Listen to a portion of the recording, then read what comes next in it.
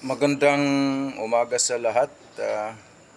The YouTube channel of the Fraternal Order of Eagles, Limbas Law Corner is back to once again render public service in the field of law para sa sambayan ng Pilipino.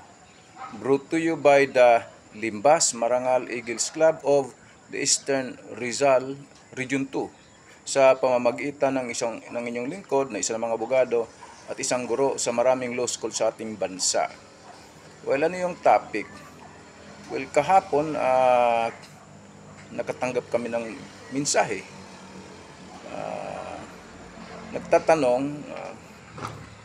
at tungkol sa utang ng kaniyang tatay. Okay? Pero yung tatay niya ito wala na, nasa kabilang buhay na. May utang sa isang institution. Okay? At ang tanong, sabi, di po ba na ang utang ng magulang ay hindi naman minamana? Tama ba siya? Yes, tama. Ang utang ng magulang ay hindi naman talaga minamana. Ano yung minamana? Ang mga properties, the estate of the deceased, yun yung namamana. Right? Hindi yung utang. Pero tika muna, yung utang ba ay dapat bayaran? Yes. Kahit patay na, yes, babayaran. But sino ang magbabayad? The estate of the deceased. Ngayon, kung yung namatay, wala namang mga properties na talagang natira, sino ang magbabayad? Mga anak ay hindi. So long as the deceased or the decedent has properties, has estate, all his obligation shall be paid by whom? By his properties, by his estate, through whom? To the administrator. Or kung merong last will and testament to the executor, wala. The heirs. Yung mga anak. Kung wala namang naiwanang property sa mga anak, ay natural. Ang mga anak, tama siya, hindi naman talaga minamana.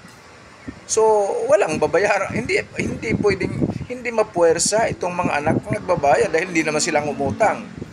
Pero sa yung tinatawag na moral obligation, nasa mga anak na rin yon kung gusto nilang bayaran. Kaso, mga anak, baka magturuan. Sino? Well, anyway, the question as, di po ba na ang utang ay hindi na mamana? Well, it is answered in the affirmative, meaning yes, hindi naman na mamana.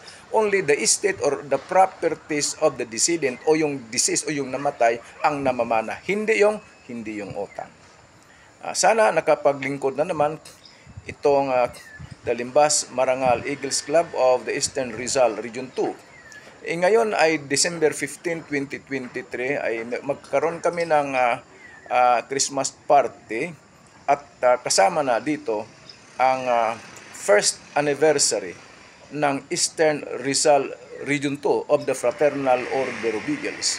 Actually, galing kami sa NCR 10 sa Quezon City. Doon kami galing at ngayon ginawang region na nga, yung Eastern Rizal Region 2. Okay, so mamaya mga kakuya at ate, magkita-kita na lang tayo.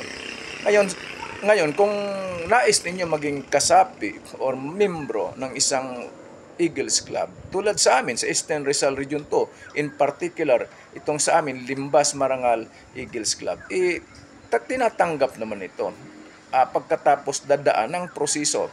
But the most important qualification to become a member of the Fraternal Order of Eagles is what? Yung willingness mo to share, to render service for the community. Hindi yung ako'y magmimembro dahil makikinabang ako dyan sa club na yan. Hindi yon. Hindi. Kaya kung nais niyong maging membro pero ang kadahilanan ay para lang makinabang bilang Eagle or member ng any club in the country, the Fraternal Order of Eagles, ipasensya na, hindi kayo qualified. Kung miyembro na kayo at hindi naman yun talaga ang intention ninyo, well, nasa sa inyo na yon. Alam nyo na yon kung qualified kayo or hindi.